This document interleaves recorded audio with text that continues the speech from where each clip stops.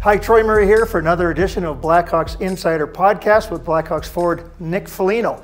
Nick, first of all, how have you enjoyed your time in Chicago? I think it's been better than even we anticipated, which, I mean, I'd heard so many great things from guys that have played here, but just where we're living, the schools, my kids have adapted really well, and my wife's loving it. So I think when you know that the home front's taken care of, everything else just falls in place, and this group and staff has been amazing so far. You've been in some great cities in your career in the NHL, Toronto, Montreal, or Boston the last couple of times. Where does Chicago compare to those? Well, it's up there. Yeah, it is. It's amazing. I really enjoy it. It's funny, like all different times of my life and career have been really, I've been really enjoyed the places I played in, and I just feel like right now this is, a great opportunity for our family to enjoy another city, a great city in the U.S. and a great organization that's just taking care of us from day one. And we couldn't be more thrilled to be here and experience this, and especially with where we're at as a group right now. I'm just really excited about helping be one of many guys in here that's trying to put this thing in the right direction. I think we're really excited about that.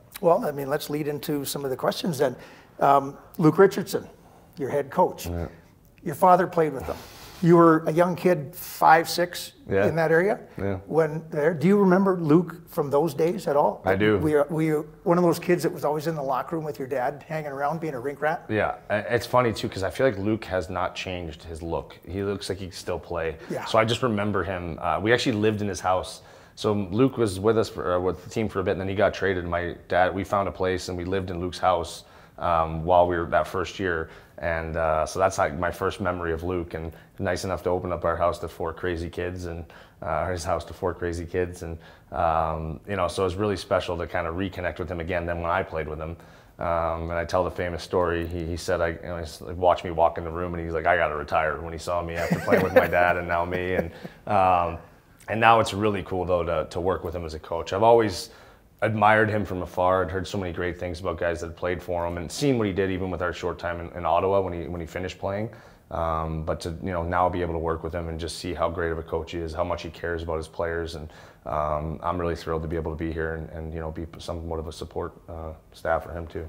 How is the relationship different from then as a former player playing with them, as now being a player under the head coach Luke Richardson? Yeah, I think that's what Luke does a really great job of, though. It's there's such a respect factor. Even at that time, right? He was so much my elder that I looked up to him and respected him, and he was like a coach to me.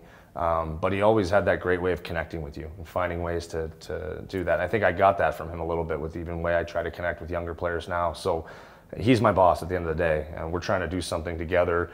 But he's so great. He's almost he's trying to collaborate a little bit and asking us questions about what we like and what can help the team. And I think he's always trying to grow and get better. And so if there's anything that we've seen now as we've come up, we try to offer that. But he's a guy that's seen a lot and done a lot. And I know he's trying to put us in a position to succeed. And I think when you have that belief in your coach, you're going to play that much harder for him. Are you the modern day Luke Richardson? I don't know. He's way tougher than me. I don't know. You know what? If that's the case, as far as the mentorship role that you are now, that you saw him when you first came into the NHL, I would love to be able to model myself after that. I think he was so well respected, and what he did for our group in that short time, and what I've heard he's been like as a teammate from other guys. If that's what I get looked at as, I'd be pretty honored to have that as the what's said about me. But yeah, he's somebody I've admired and appreciated, and hope to be able to just make that impact that he made on me so long ago. How would your dad describe Luke?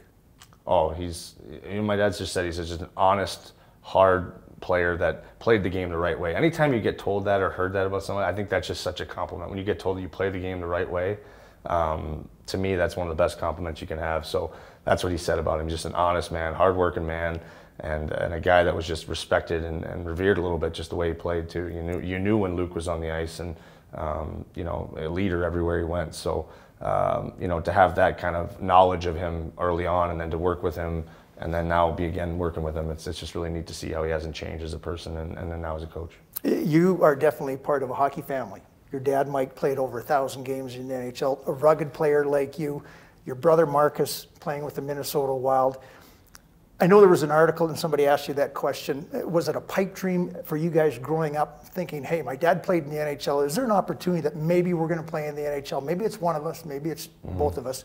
But to have both of you guys playing in the NHL, great careers, and where you're at now, your thoughts on how that whole thing unfolded? Yeah, it's, as I've gotten older, I think I've appreciated it a lot more.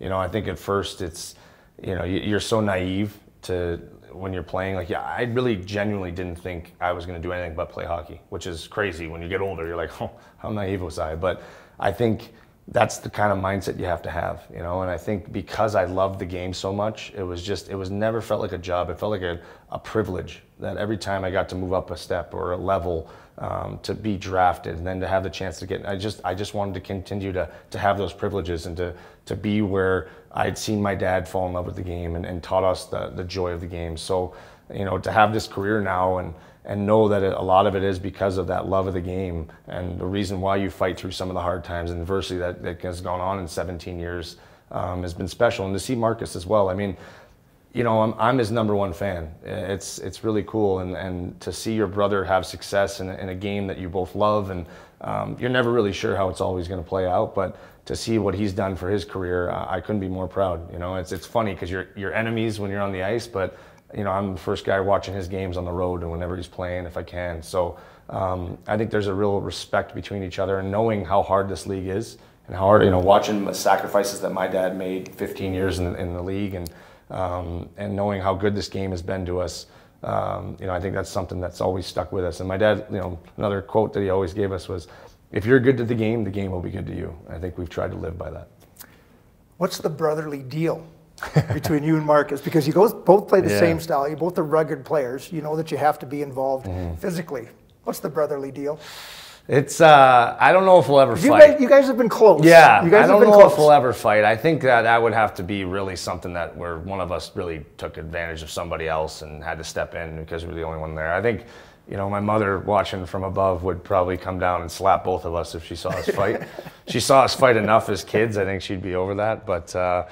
But yeah, that's probably the deal. The deal is that if whoever loses the series has to buy the other guy dinner. So that's the other one that we like. But it was pretty special the other day scoring, you know, goal in the same game. It was pretty fun to have that. You know, he had that on me, and then I was able to get one back on him, and we like that a little bit more. I think we know who's tougher. Obviously, I'm the older brother, so I am.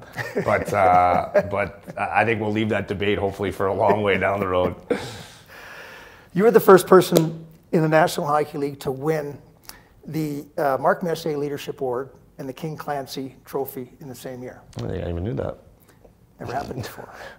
That's pretty Hopefully special. never again.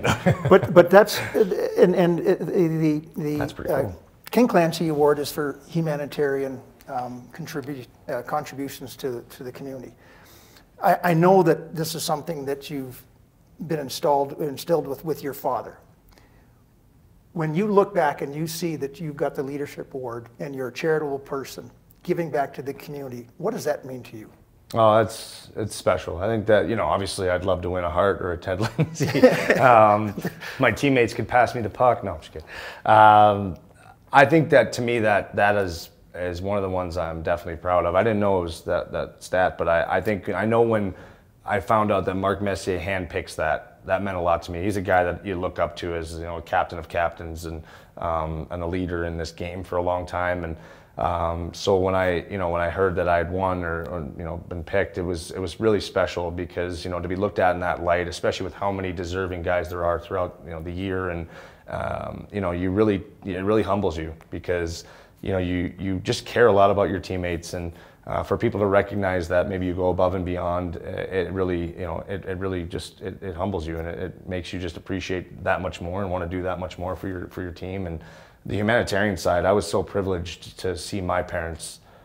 They were great examples for me, and not even just them too. As I came in the NHL, I had really charitable guys on my Ottawa Senators team that I came into. I had Mike Fisher, you know, Wade Redden, Daniel Alfredson, like the list went on of guys that would do stuff outside the game, and I just remember being like, well, I'd admire that. You know, it's the connection they made to the community, and then they became fan favorites. Not even sometimes for what they did on the ice, but how they were off the ice. And you know, I've always felt too, when you're playing somewhere, if you can ingrain yourself in the community, you're part of that community while you're there. You're representing them. So I think it just gives you that connection even more, and makes them appreciate that you're not just there to wear that sweater and get your money and get out. You're there to make a difference, not only on the ice, but off the ice. And hopefully, you know, you leave that community a little bit better place than when you got there. So that's been ingrained in me from my mother and my father and those guys. And I've tried to just instill that, and hopefully, you know, maybe I rub off on the younger guys that see that as well. And I'll always take pride in that.